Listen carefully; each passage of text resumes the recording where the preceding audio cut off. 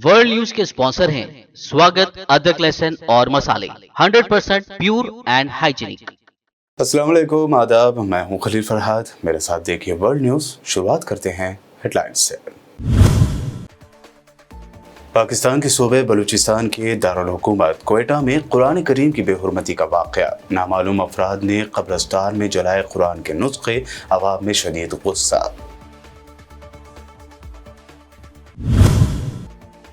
Middle east के दौरे के दौरान इसराइल पहुंचे अमेरिकी सदर जो बाइडन। इसराइली क़यादत ने किया इस्तकबाल। अमेरिका इसराइल दो तरफा ताल्लुकात को मजबूत बनाने के अज़्म का किया इजहार।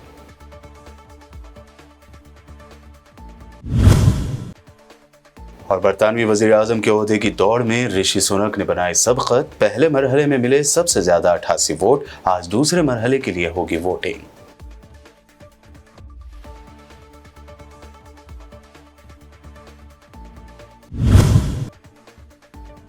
मुस्लिम पर्सनल लॉ बोर्ड ने प्लेसेस ऑफ वर्शिप एक्ट के सपोर्ट में सुप्रीम कोर्ट में दाखिल की अर्जी। कहा, बाबरी मस्जिद शहादत के बाद समाज में पैदा होने वाली कशीदगी दोबारा न हो, इसलिए बनाया गया यह कानून।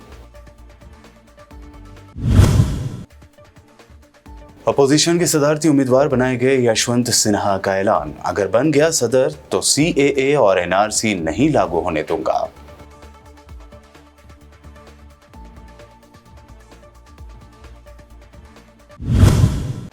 श्रम, भ्रष्ट, ड्रामा और जुमला जीवी समेत कई आम अल्फाज को अब पार्लियामेंट में अपोजिशन नहीं कर पाएगा इस्तेमाल। महुआ मोइत्रा ने संघ को लिया निशाने पर, तो शिवसेना MP प्रियंका चतुर्वेदी ने कहा, वाह मोदी जी वाह का मीम हकीकत बन गया। ये थे हेडलाइंस। बढ़ते हैं खबरों की तफसील की जानिब। सऊदी वज़ारत हज व उमरा ने ऐलान किया है कि सऊदी हुक्काम ने उमरा के लिए तैयारियां मुकम्मल कर ली हैं और दुनिया भर से अदायगी उमरा के लिए आने वालों की हम मुंतज़िर हैं। सऊदी वज़ारत के मुताबिक तमाम ममालिक से उमरे के लिए आने के ख्वाहिशमंद मुसलमान वीज़े के लिए आज 14 जुलाई से ही मुताल्लिक़ा सिफारतखानों में दरख्वास्तें देना शुरू कर सकते हैं, क्योंकि हज के बाद उमरा का सीज़न शुरू होने में अब कोई ताक़ीर नहीं है। सब तैयारियां मुकम्मल हैं। इस बारे में एक जारी करदा बयान में मज़ीद कहा गया है कि उमरा की दरख्वास्तें मुमलिकत सऊदिया के अंदर और बाहर हर जगह वसूल की जाएंगी। उमरा की अदायगी के लिए आने वाले लोगों के काफ़िले 1 मुहर्रम से आना शुरू हो जाएंगे। पाकिस्तानी सूबे बलूचिस्तान के दारुल हुकूमत क्वेटा में मुसलमानों के मुक़द्दस किताब की बेहुरमती का वाक़या पेश आया है। पुलिस के मुताबिक नामालूम अफराद ने एक कब्रिस्तान में कुरान पाक के नुस्खों को नज़र आतिश किया। मुश्तइल मुज़ाहिरीन का कहना था कि अगर इस जुर्म में मुलविस अनासिर को फौरी तौर पर गिरफ्तार ना किया गया तो हालात की जिम्मेदार हुकूमत होगी। क्वेटा में तैनात सीनियर सिक्योरिटी एहलकार मोहम्मद हनीफ ने बताया कि कुरान की इस बेहुरमती में मुलविस मुलजिमान की गिरफ्तारी के लिए तमाम वसाइल बरोए कार लाए जा रहे हैं। उन्होंने कहा कि ये वाक़या यहाँ एक नवाही इलाके में पेश आया। नवा किले में एक कब्रिस्तान है जहाँ कुरान के चंद नुस्खों की बेहुरमती की गई। लगता है कि कुछ अनासिर ने यह हरकत जानबूझकर की है। कब्रिस्तान के अहाते में कुरानी नुस्खे नज़र आतिश किए जाने के इस वाक़े के बाद हालात कशीदा हो गए हैं। इस वाक़े में मुलविस मुलजिमान की अब तक शिनाख्त नहीं हो सकी। अमेरिकी सदर जो बाइडन मशरक़ वस्ता के ममालिक के अपने पहले दौरे के सिलसिले में इसराइल पहुँच गए, जहाँ उनका इस्तकबाल इसराइली हमसब इसहाक हर्ज़ोग और निगरान वज़ीर आज़म यार लपिद ने किया। आलमी खबर रसा इदारे के मुताबिक अमेरिकी सदर जो बाइडन ने मशरक़ वस्ता के ममालिक के 4 रोज़ा दौरे का आगाज़ आज इसराइल से कर दिया है, जिसके बाद वो फ़लस्तीन और सऊदी अरब भी जाएंगे। जो बाइडन के इसराइल पहुँचने पर उनका पुरतपाक इस्तकबाल किया गया। एयरपोर्ट पर मीडिया से बातचीत करते हुए उन्होंने मशरिक़ वस्ता में इसराइल के इंज़माम को आगे बढ़ाने और अमेरिका इसराइल दो तरफा ताल्लुकात को मजबूत बनाने के अज़्म का इजहार किया। दूसरी जानिब इसराइल के वज़ीर आज़म यार लपिद ने कहा है कि अमेरिका और इसराइल ईरान के जौहरी प्रोग्राम के खिलाफ मजबूत आलमी इत्तेहाद की तजदीद पर बातचीत करेंगे। काबिल जिक्र है कि जो बाइडन अगले 2 दिनों तक इसराइल में इंतहाई मसरूफ वक्त गुजारेंगे। अमेरिकी सदर जुमा को फ़लस्तीन पहुंचेंगे और सदर महमूद अब्बास से मुलाकात करेंगे। उसके बाद सदर जो बाइडन सऊदी अरब के लिए रवाना हो जाएंगे। I will once more return to the hollow ground of Yad Vashem to honor 6 million Jewish lives were stolen in the genocide and continue, which we must do every day, continue to bear witness. To keep alive the truth and honor of the Holocaust. एक Israeli फौजी jeep ने मकबूजा बैतुल मुक़द्दस में बाबुल उमूद के मकाम पर एक बच्चे को कुचल डाला। दूसरी तरफ काबिज़ फौज की भारी निफरी ने बाबुल उमूद के मकाम पर छापा मारा और फ़लस्तीनियों के घरों में घुसकर तलाशी ली, तोड़-फोड़ और लूट मार की। मज़ीद तफ़सीलात के मुताबिक ऐनी शाहिदीन ने कहा है कि काबिज़ इसराइली फ़ौज की एक जीप बाबुल उमूद के इलाके में दाखिल हुई, जहाँ जीप ने यूसुफ मतोर नामी एक बच्चे को कुचल डाला। बैतुल मुक़द्दस के मुकामी शहरी हस्साब मसालिमा ने बताया कि ज़ख्मी बच्चे यूसुफ को कुचलने वाले फ़ौजी वहां से फ़रार हो गए, जबकि बच्चे को शदीद ज़ख्मी हालत में अस्पताल मुंतकिल किया गया, जहां उसकी हालत तशवीशनाक बताई जा रही है।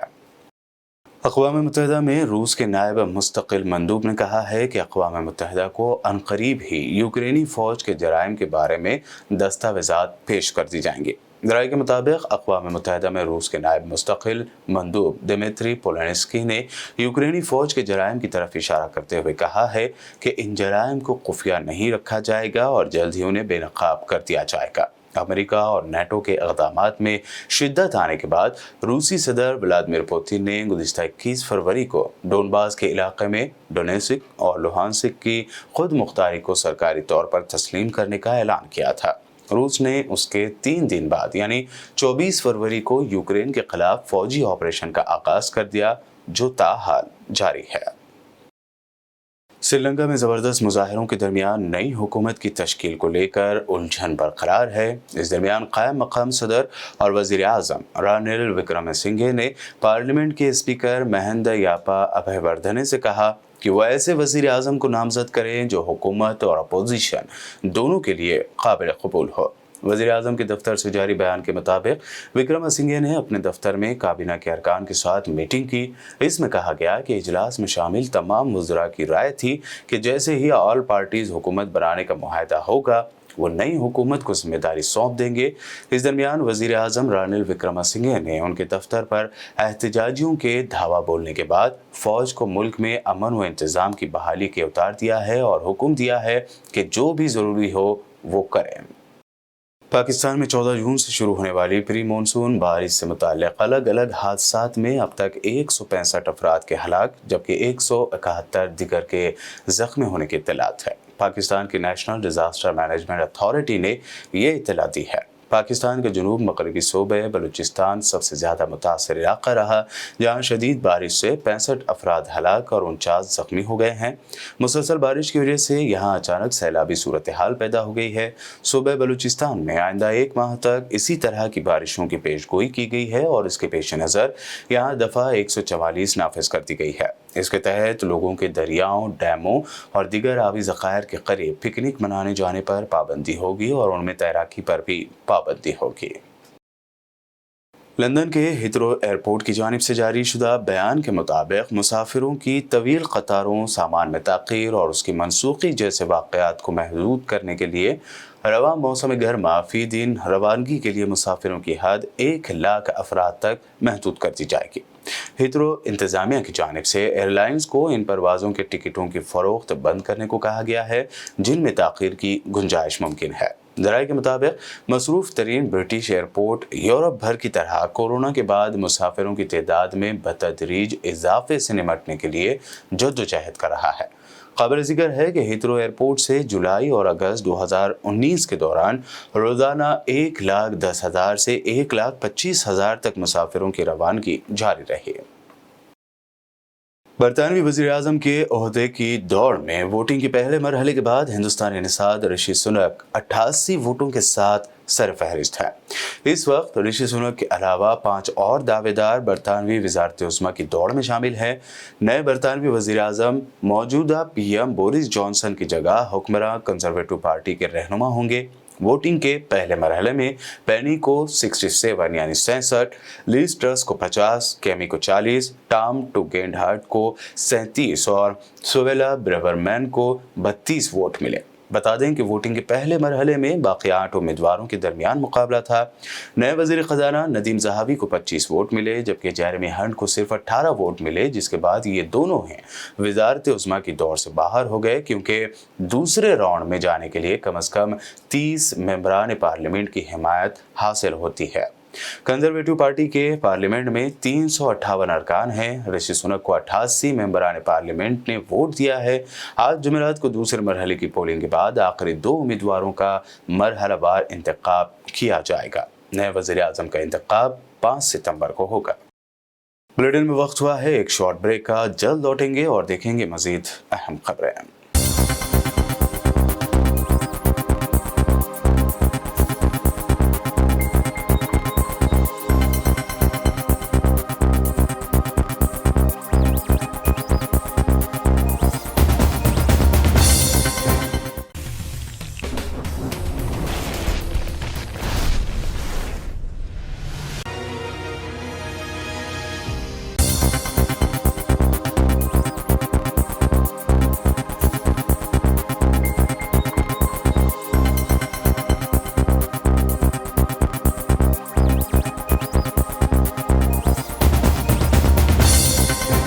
उत्तर प्रदेश में वाक़े कदीम ज्ञानवापी मामले पर हिंदू फरीक की मिल्कियत के दावे के बाद प्लेसेस ऑफ वर्शिप एक्ट फिर मौजूए बहस बना हुआ है। प्लेसेस ऑफ वर्शिप एक्ट की मुखालिफत के दरमियान all India Muslim personal law board इसकी हिमायत में सुप्रीम कोर्ट पहुंचा है। तनाज़े के दरमियान बोर्ड ने सुप्रीम कोर्ट में अर्जी दाखिल करते हुए इस कानून की हिमायत की है और एक्ट के खिलाफ दाखिल दरख्वास्तों में फरीक बनने का मुतालबा किया है। मुस्लिम पर्सनल लॉ बोर्ड की जानिब से कहा गया है कि बाबरी मस्जिद शहादत के बाद समाज में जिस तरह कशीदगी पैदा हुई थी वो दोबारा ना हो, इसलिए यह कानून बनाया गया था। इसलिए इस कानून को ख़त्म नहीं किया जाना चाहिए। वर्शिप एक्ट के खिलाफ सुप्रीम कोर्ट में 8 अर्जियां दाखिल हो चुकी हैं। अपोजिशन के सदारती उम्मीदवार बनाए गए यशवंत सिन्हा ने इंतखाबी मुहिम के दौरान बड़ा ऐलान किया है। आसाम दौरे के दौरान यशवंत सिन्हा ने कहा कि अगर मैं भारत का सदर बन गया तो मोदी हुकूमत का CAA यानी सिटीजनशिप अमेंडमेंट एक्ट और NRC कानून लागू नहीं होने दूंगा। उन्होंने आगे कहा कि मुल्क में आइन पर हमला किया जा रहा है। आइन को बैरूनी ताकतों से नहीं बल्कि इख्तिदार में बैठे लोगों से खतरा है। इसे रोकने के लिए सबको आगे आना होगा। उन्होंने ये भी कहा कि आखिरी सांस तक CAA और NRC के खिलाफ वो लड़ते रहेंगे। पूरे देश में इनकी मंशा थी कि वो CAA लागू करेंगे और NRC करेंगे, नेशनल रजिस्टर ऑफ सिटीजन्स बनाएंगे। होम मिनिस्टर ने लोकसभा में खड़े होकर वक्तव्य दिया और उसी समय मुंबई से जो गेटवे ऑफ इंडिया है, मुझे याद है शरद पवार जी आए थे मुझे विदा करने के लिए। गेटवे ऑफ इंडिया से 9 जनवरी, जिस दिन महात्मा गांधी लौटकर आए थे दक्षिण अफ्रीका से और वहीं लैंड किए थे गेटवे ऑफ इंडिया पर, वहां से मैंने एक यात्रा निकाली और हजारों किलोमीटर की यात्रा करते हुए मैं 30 जनवरी को दिल्ली पहुंचा गांधी समाधि। और रास्ते भर जहां जहां मुझे मौका मिला मैंने नागरिकता कानून का विरोध किया, लोगों को समझाया कि इसमें कितना गलत हो रहा है असम के साथ और कितना गलत हो रहा है बाकी देश के साथ। यहां तो उन्होंने थोप दिया उसको, लेकिन पूरे देश के ऊपर वो नागरिकता का कानून वो इसलिए नहीं लागू कर पाए। पहले तो कहते रहे कि कोविड के बाद लागू करेंगे, कोविड के बाद लागू, तो कोविड खत्म हो गया, काफी कुछ सामान्य हो गया, अब भी लागू नहीं कर पा रहे हैं क्योंकि वो जल्दीबाजी में बनाया हुआ बेवकूफी का कानून है, वो लागू हो ही नहीं सकता। उसके नियम कानून कायदे अब तक नहीं बने। आप जानते हैं कि पार्लियामेंट में जो लॉ बनता है, सारे सांसद यहां बैठे हैं, उस लॉ के बाद उसके नियम बनते हैं, रूल्स, उसका नोटिफिकेशन होता है, तब वो लागू होता है। आज तक CAA का कानून का नियम नहीं बना, इसलिए वो लागू नहीं है। और अगर किसी ने जरूरत की लागू करने की, तो मैं यहां घोषणा करके जाना चाहता हूं कि हम लोग उसका जोरदार विरोध करेंगे। अगर मैं राष्ट्रपति भवन में हुआ तो उस कानून को मंजूरी नहीं दूंगा। पार्लियामेंट सेशन के आगाज से पहले हैरत अंगेज तौर पर गैर पार्लिमानी अल्फाज में कुछ नए वर्ड्स या लफ्ज शामिल किए गए हैं, जिनमें जुमला जीवी, स्नूप गेट, शर्म, विश्वासघात, भ्रष्ट, ड्रामा, पाखंड जैसे आम अल्फाज भी शामिल हैं। ये अल्फाज खास तौर पर अपोजिशन पार्टियों की जानिब से पीएम मोदी या बीजेपी लीडरों के लिए इस्तेमाल किए जाते रहे हैं। बहरहाल इन अल्फाजों को गैर पार्लिमानी अल्फाज करार दिए जाने के बाद टीएमसी लीडर महुआ मोइत्रा और शिवसेना की एमपी प्रियंका चतुर्वेदी ने तंज किया है। महुआ मोइत्रा ने अपने तंजिया ट्वीट में लिखा कि बैठ जाइए, प्रेम से बोलें। लोकसभा और राज्यसभा की नई गैर पार्लिमानी अल्फाज की लिस्ट में संघी लफ्ज शामिल नहीं है। बुनियादी तौर पर हुकूमत ने पोजीशन की जानिब से इस्तेमाल किए गए सभी अल्फाजों के इस्तेमाल को रोकने के लिए ये काम किया है। कैसे बीजेपी भारत को तबाह कर रही है और उन पर पाबंदी लगा रही है। वहीं प्रियंका चतुर्वेदी ने अपने ट्वीट में लिखा कि ये पुराना मीम उन्हें याद आ गया है, अगर करें तो करें क्या, बोले तो बोलें क्या, सिर्फ वाह मोदी जी वाह। ये मीम अब हकीकत सा लगता है। ख़वातीन के खिलाफ तशद्दुद, रेप और हरासमेंट करने वाले बीजेपी लीडरों की फहरिस्त में एक और लीडर का इजाफा हुआ है। मामला है महाराष्ट्र के सोलापुर का। सोलापुर बीजेपी सदर श्रीकांत देशमुख को उनके ओहदे से इसलिए हटा दिया गया क्योंकि एक खातून ने वीडियो बनाते हुए देशमुख पर कई संगीन इल्जाम लगाए थे। इस वीडियो के वायरल होने के बाद देशमुख को बीजेपी ने हटा दिया है। महाराष्ट्र बीजेपी के सदर चंद्रकांत पाटिल ने देशमुख का इस्तीफा मंजूर करके उन्हें उनके ओहदे से बर्खास्त कर दिया। देशमुख के खातून के साथ इस वीडियो से बीजेपी की इमेज को काफी नुकसान पहुंचा है। दरअसल श्रीकांत देशमुख ने एक खातून के खिलाफ हनी ट्रैप में फंसाकर ब्लैकमेल करने का इल्जाम लगाया था। ताहम श्रीकांत की जानिब से केस दर्ज कराए जाने के बाद उसी खातून के साथ वो एक होटल के कमरे के बिस्तर पर बैठे दिखाई दे रहे हैं, जबकि खातून वीडियो रिकॉर्डिंग करते हुए रोती हुई नजर आ रही है और श्रीकांत पर रिलेशन के नाम पर धोखा देने का इल्जाम लगा रही है। मी निर्मला यादव, मला हा माणूस आहे, यानं मला फसवलंय। हा श्रीकांत देशमुख आहे, यानं बायकोला संबंध ठेवून माझ्याशी संबंध ठेवतोय, लग्न करतोय। हा नाही सोडतो, आता बोलत तुम्हाला का खोटं बोला, का खोटं बोला। कांग्रेस तर्जुमान गौरव वल्लभ ने प्रेस कॉन्फ्रेंस करते हुए बढ़ती महंगाई को लेकर मोदी सरकार को निशाना बनाया। उन्होंने पीएम मोदी से सवाल किया कि आपके पास महंगाई से निपटने के लिए क्या फॉर्मूला है। भारत सरकार ने 47वीं जीएसटी काउंसिल की मीटिंग में 5% जीएसटी आटे पर, दही पर, पनीर पर, छाछ पर, मूढ़ी पर लगाने का काम मोदी सरकार ने किया। इस बाबत हमारे 3 सवाल है, बड़े स्पेसिफिक सवाल है प्रधानमंत्री जी से।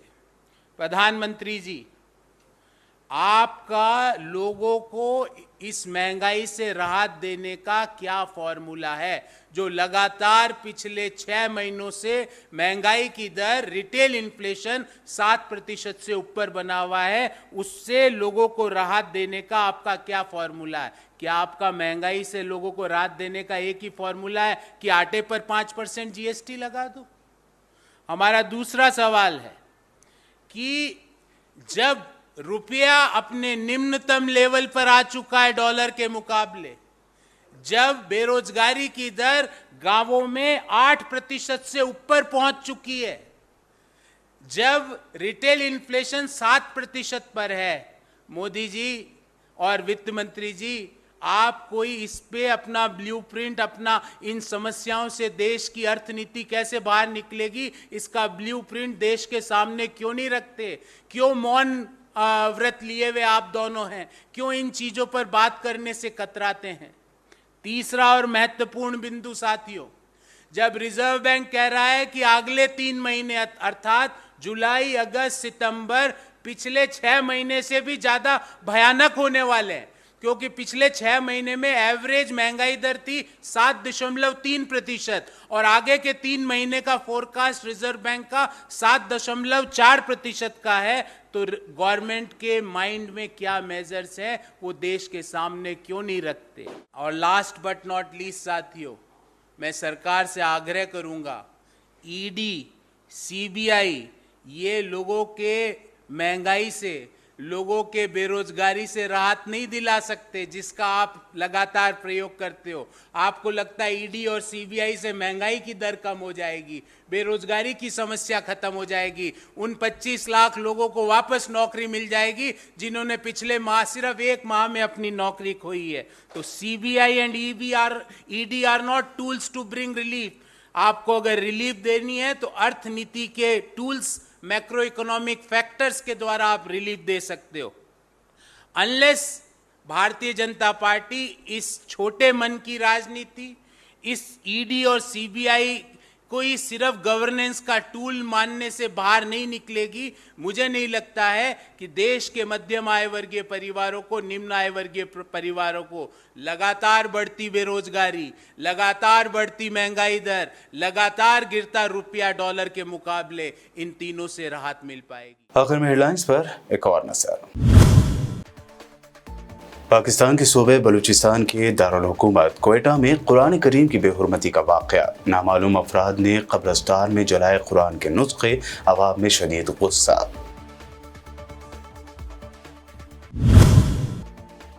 मिडल ईस्ट के दौरे के दौरान इसराइल पहुंचे अमेरिकी सदर जो बाइडन। इसराइली क़यादत ने किया इस्तकबाल। अमेरिका इसराइल दो तरफा ताल्लुकात को मजबूत बनाने के अज़्म का किया इजहार।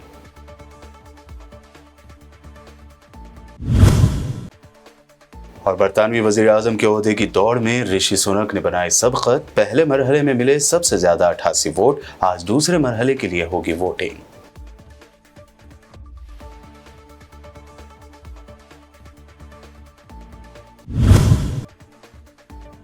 मुस्लिम पर्सनल लॉ बोर्ड ने प्लेसेस ऑफ वर्शिप एक्ट के सपोर्ट में सुप्रीम कोर्ट में दाखिल की अर्जी। कहा, बाबरी मस्जिद शहादत के बाद समाज में पैदा होने वाली कशीदगी दोबारा न हो, इसलिए बनाया गया यह कानून। अपोजिशन के सदारती उम्मीदवार बनाए गए यशवंत सिन्हा का ऐलान, अगर बन गया सदर तो CAA और NRC नहीं लागू होने दूंगा।